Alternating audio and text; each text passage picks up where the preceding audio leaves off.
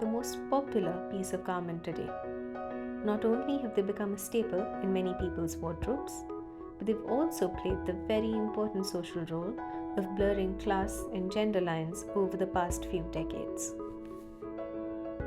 The story of jeans goes back a long way, but let's start in 1872 when Jacob Davies, a tailor from Reno, Nevada, in the United States of America, wrote to Levi Strauss, the owner of a dry goods company in San Francisco, explaining how they could make super durable trousers for his customers. His brilliant idea was to place copper rivets on pocket corners so he could make trousers that were less prone to tears. Strauss was already producing most of the raw materials and had the business acumen to begin producing and marketing the product on a large scale. So by 1873, Strauss and Davies were granted a patent for the design for the blue jeans we see today. But the jeans we see today actually have a history that dates back centuries. And while jeans are often associated with America, they have a very interesting India connection, which we shall get to very soon. For now, let's move just a bit eastwards from the United States of America to Europe, to Genoa to be precise, where a highly durable fabric called fustian was being used to make tarpaulins. Sometime in the 16th century, the sailors in the Genoese navy were given uniforms made of this fabric. The fabric for the uniforms of the Genoese navy came from Nîmes in France. In fact, the word denim, the fabric that jeans are made of today, comes from de Nîmes, literally meaning from Nîmes.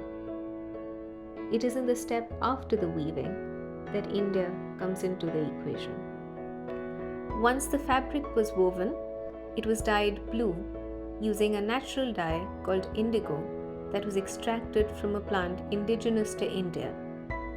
It was the Italian explorer Marco Polo who had exposed the European continent to the dye by recording its presence in India when he visited the country in the 13th century.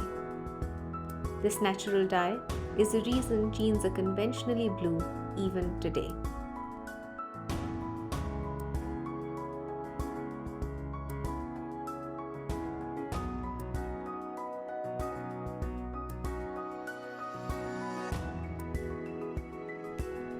Eventually, the Genoese denim trousers for sailors evolved into what were called overalls because the sailors wanted to cover the upper parts of their bodies during long voyages. These overalls were made of undyed calico, a fabric that owes its name to Calicut in India. The main manufacturing center for these overalls made of denim was the area in Mumbai called Dongri. This is where the word dungarees comes from.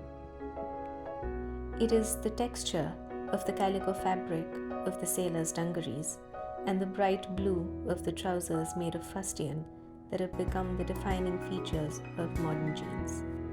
The history of jeans is truly a global one, spanning multiple continents and cultures.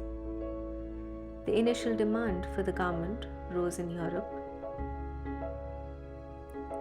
The fabric and the bright blue color that we most commonly see in jeans today is due to India, and its popularization and mass production happened in the United States of America.